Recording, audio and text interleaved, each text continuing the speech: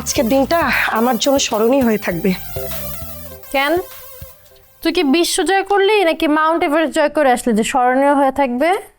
আর বলিস না, মাসুম ভাই আজকে আমাকে ভোরে আই লাভ ইউ বলছে।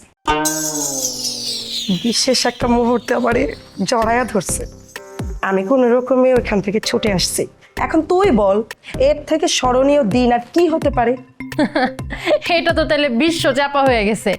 মাসুম স্যার যে কিনা মেয়েদের সাথে কথাই বলতে চায় না, সে তোরে জড়ায়া ধরছে, তুই আমারে শিখাস? হ্যাঁ, আমাকে জড়ায় ধরতে পারে, তাতে তোর সমস্যা কি? তাছাড়া স্যারের সাথে আমার প্রেম হয়ে গেছে, আমরা তাড়াতাড়ি বিয়ে করে ফেলবো। হ্যাপি, ফাইজলামি না একটু কম কর। সব সময় কিন্তু ফাইজলামি ভালো লাগে না।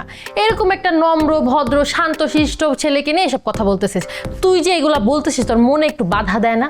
না দেয় না, তুই স্যারকে ভালো বলতে বলতে এমন পর্যায়ে নিয়ে গেছস, মনে হচ্ছে স্যার একজন পুরুষ মানুষ না, তার মধ্যে কোনো প্রেম ভালোবাসা নেই। শোন, স্যার ভালো মানুষ, কিন্তু সাথে সাথে উনি একজন পুরুষ মানুষ, ওনার চাওয়া পাওয়া থাকতেই পারে। স্যার যে ভালো মানুষ আর সাথে একটা পুরুষ মানুষও, সেটা আমাকে আপনার বোঝানো লাগবে না। স্যার যদি কাউকে ভালোবাসে, সেই মেয়ে হলো একমাত্র জুলি, আমি। 13টি মশলার এক দারুণ কম্বিনেশনে তৈরি ইফাত রশিদ বিরিয়ানি মশলা। উৎসব এখন প্রতিদিন। স্যার সবসময় কলেজে আমাকে প্রশ্ন করতো, যে কোনো বিষয়ে সে আমার সাথেই কথা বলতো।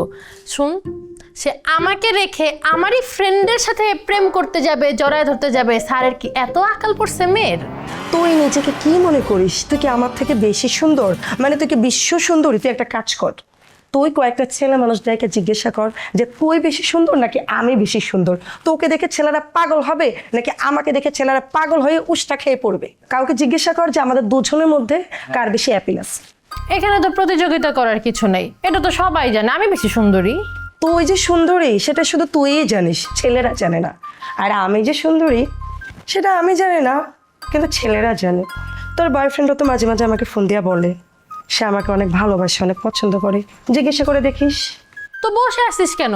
মজদুর সাথে প্রেম কর, ওকে ভালোবেসে বিয়ে করে ফেল। এমনিতেও তো আমি ওকে ছেড়ে দিছি, ওর সাথে আমার ব্রেকআপ। কেন? আমি মজদুর সাথে প্রেম করব কেন? ওরা আমার পছন্দ না। আমি তো মাসুমকে অনেক পছন্দ করি, সে কি সুন্দর, হ্যান্ডসাম।